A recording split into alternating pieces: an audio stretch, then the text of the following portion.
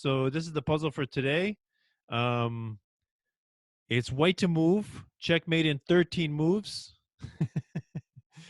And the pattern is a windmill. It's called a windmill checkmate. Okay, and I want to explain what a windmill is as we go through this. So make sure you pay attention when you set it up. Again, everybody, make sure you set it up correctly. Okay, first and second ranks. This is where the white pieces would be.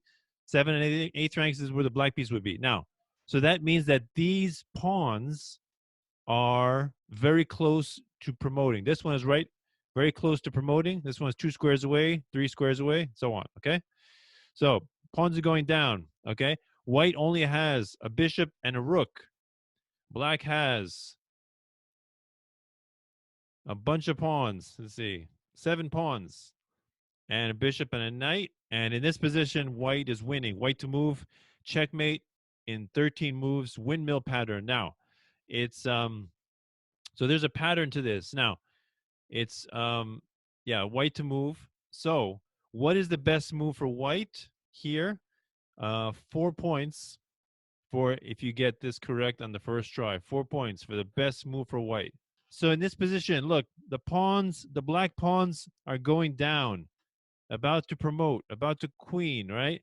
This pawn is attacking the rook on a4, okay? So your rook is in danger. Anything you do, if you move the bishop here, you're going to lose your rook, and then that's it. Your attack is over. So you cannot lose your rook. You must move your rook. Now, where can we move it?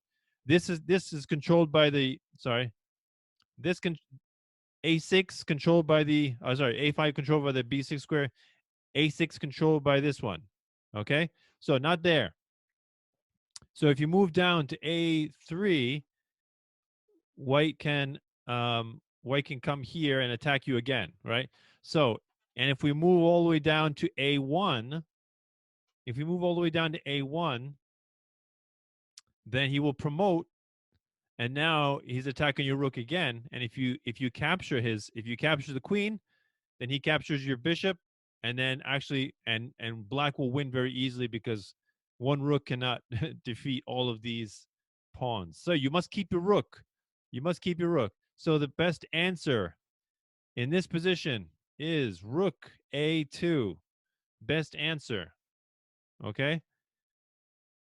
Best answer is rook a2. Now, some people said, let's go back. Hold on. Some people said rook a3. Now that kind of looks like a good move, but the problem is the pawn will just attack you. Now you have to move your rook again. Let's say you move it back here. He's going to attack you again. Let's say you move it here. He's going to attack you again. And now the king is free. No good. Okay? So,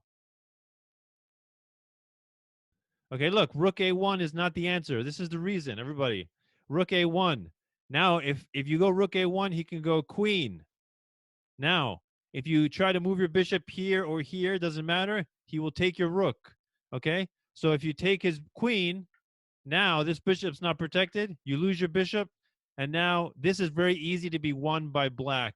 All these pawns, one rook cannot stop all these pawns. Even if he takes this, there's no way for him to stop all of these pawns. Black wins here. Okay? No way. So, for that reason, rook a1 is not the answer. Okay? Rook a1 is not the answer. All right. So now let's go back.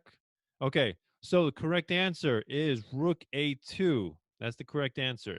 Now, and okay, now I'll give let's say let's say 5 points again.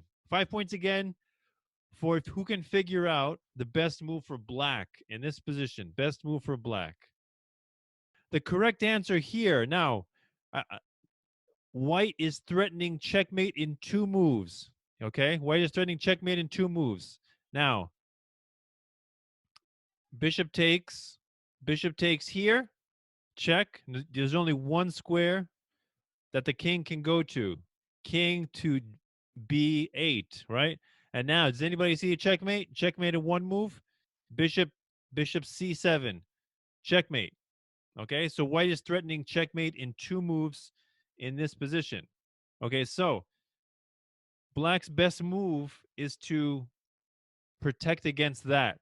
So black needs to protect this entire diagonal with bishop h2. That is the best move for black.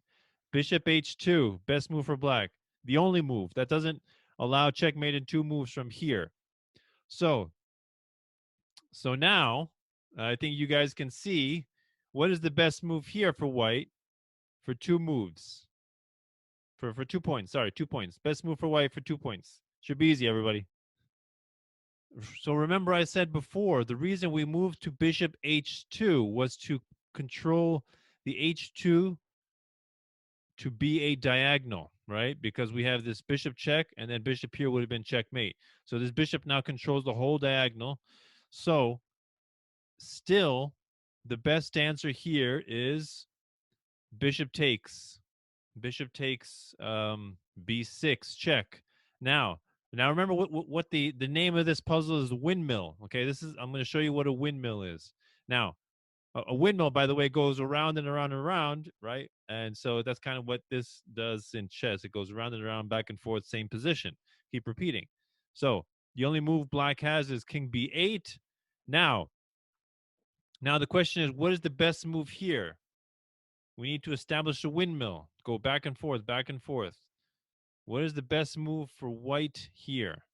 For, let's say, 4 points. Best move for white.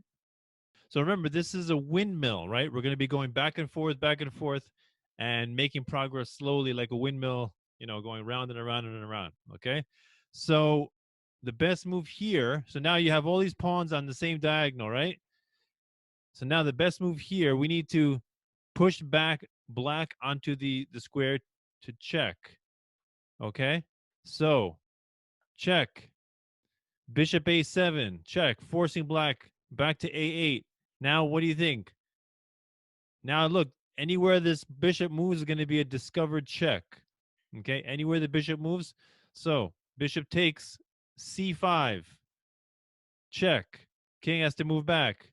Go back. This is a windmill, right? Back and forth. Bishop a7. Check. King moves back to a8. Again, bishop d4. Bishop takes d4. Check. King has to move back to b8. See, back and forth, back and forth. See, using this technique, you can win a lot of pieces. This is something that's very useful to use in chess if you can get this kind of position against your opponent. So, bishop a7 check, king a8, bishop takes e3 check, slowly eating all the pawns. King b8, bishop a7, back, king a8, bishop takes the last pawn, bishop takes f2 check.